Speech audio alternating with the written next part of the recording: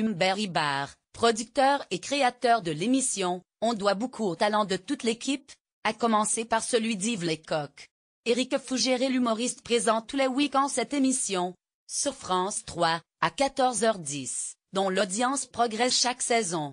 L'aventure devait durer 2 samedis. 13 ans plus tard, l'émission existe toujours, et elle a vu naître une petite sœur, le dimanche. Ainsi va la vie des grands du rire, un double rendez-vous né de l'imagination fertile du producteur Humbert Ibar, dit Mémé. Ce n'était pas écrit que cela dure aussi longtemps, se souvient-il.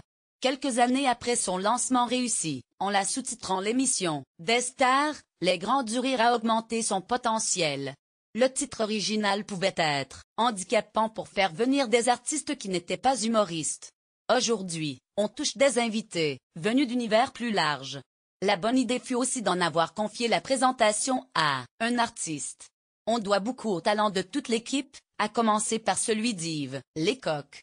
C'est lui le chef d'orchestre d'une programmation qui repose sur de l'humour et des variétés d'hier à aujourd'hui. Ce subtil mélange, on le doit à Mémé Ibar, complimentant, retour Yves Lecoq, celui qui demeure aussi une voix des Guignols, Canal+.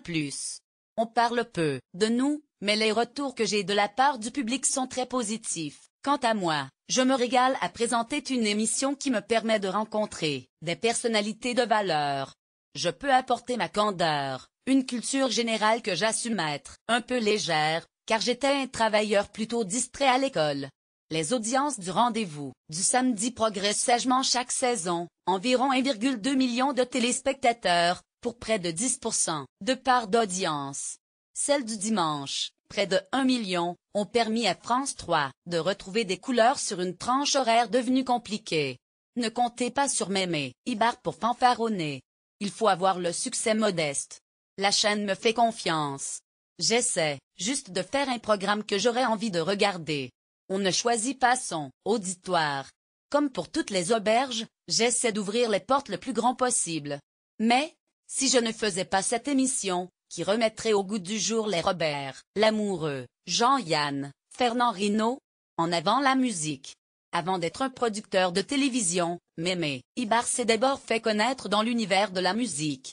Ancien manager de Sheila, il a aussi écrit plus de 300 chansons, dont certaines coécrites avec des auteurs aussi prestigieux que Pierre Delanoë, Michel Berger ou Didier Barbelivien. On estime à plus de 20 millions le nombre de disques qu'il a vendus à travers l'Europe.